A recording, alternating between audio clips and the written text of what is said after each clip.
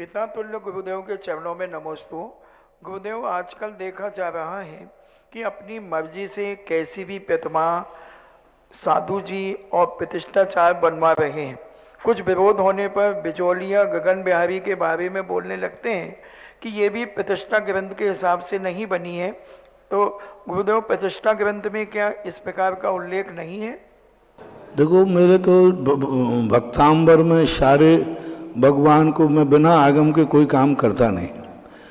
प्रतिष्ठा ग्रंथों में स्पष्ट रूप से भगवान डग भर करके विहार करते, हम उछल के विहार नहीं करते, बल्कि धत्ता जिनेन्द्र देव जिनेन्द्र भगवान जैसे कदम धरते हैं जैसे वो कमल की रचना कर देता है। अब जो दूसरे नाना प्रकार के लोग कर रहे हैं तो अब उसके लिए ये भी तो देखना चाहिए कहीं ऐसा ना हो कि यह मिथ्यात्व का पोषण आ जाए और इससे माध्यम से यद्वा तद्वा मूर्तियां जो विराजमान कर रहे हैं उसके दुष्परिणाम भी तो देखो। मूर्ति भगवान के लिए नहीं बैठा ली जाती है, मूर्ति भक्तों को बैठालने वालों को सुख समृद्धि दे इसलिए बैठा ली जाती है, भक्तों के कल्याण के लिए। अब ऐसी मूर्ति बैठाल दो जिससे बैठालने वाले की बंटा झाड़ हो जाए।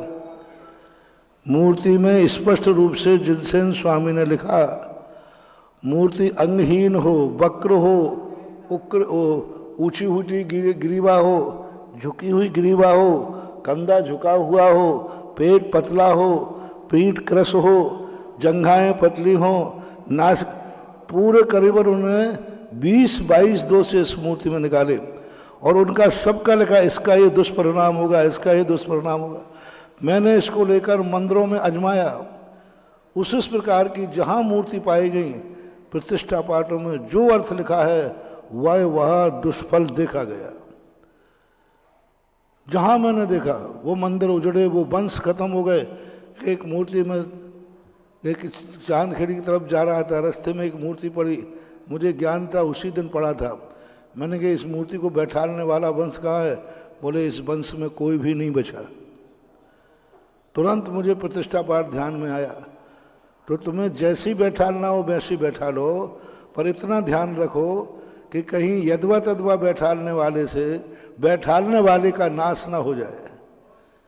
इसलिए मूर्ति निर्दोष होना चाहिए, शुद्ध होना चाहिए।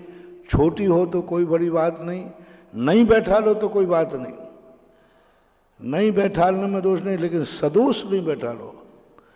सदोष मूर्तियाँ बहुत, हम जहाँ कोई मूर्ति कैंसिल करते हैं तो वो कहते हैं महाराज जी आप कैंसिल कर दो, दूसरी बना दूंगा। एक बार मैंने 3 बार उसकी मूर्ति कैंसिल की, पर मैंने देखा बेचारे की 3 बार मूर्ति कैंसिल कर गई, ये क्या खाएगा कमाएगा। तो मैंने उसके चेहरे की तरफ देखा तो नहीं महाराज आप घबराओ मत, हम चौथी बार बना देंगे। मैंने कि बड़ा धन्ना सेठ बन रहा था। तो ये बता तुझे मूर्ति में प्रॉफिट कितनी है? 3 बार मैं मूर्ति कैंसिल कर चुका और चौथी बार भी कह रहा बना दूंगा, तो इतनी प्रॉफिट तेरे पास कहाँ से आई? तो इतना कमाता है? अरे महाराज इतना कहाँ कमाते कर सकता हूँ। तो मैंने कि चौथी बार कैसे? बोले महाराज जी आपको इससे मतलब कि आपकी चौथी बार बन जाएगी। हमने कि पहले ये बता 3 मूर्तियाँ कहाँ गई? महाराज वो सब चली गई, आपके जैसा हो जाए तो हमें तो बाबा जी बन जाए हम। तो मैंने कहाँ है? बोले वो ही मूर्तियाँ आपके दूसरे महाराज पंडित ले गए और वहाँ विराजमान और आप ही जाकर उनको नमोस्तु करोगे और किया है। मैं नमोस्तु करूंगा? बोले महाराज करके आए हो। उसने गांव के ना दिया, महाराज वो मूर्ति आपने कैंसिल की थी ना, फलाने गांव में आप बिहार करके गए थे और वहां आपने नमोस्तु किया, हमारे पास फोटो है और देखिए तो सही। बोले यही वही मूर्ति है। बोले आप नहीं बैठा रहे हो, कोई दूसरा बैठा लेगा। ये हो रहा है, मतलब कैंसर हुई मूर्ति दुनिया में कहीं ना कहीं बैठ रही है, उसके दुष्परिणाम हो रहे हैं, बहुत दुष्परिणाम। और फिर बदनाम करते हो इसने मूर्ति बैठा ली उसका ऐसा हो गया। इसलिए सदोष मूर्तियां मत बैठा लो, थोड़ी महंगी बैठे तो थोड़ा महंगा हो जाने दो। सस्ते के लोभ में सदोष मूर्तियां नहीं।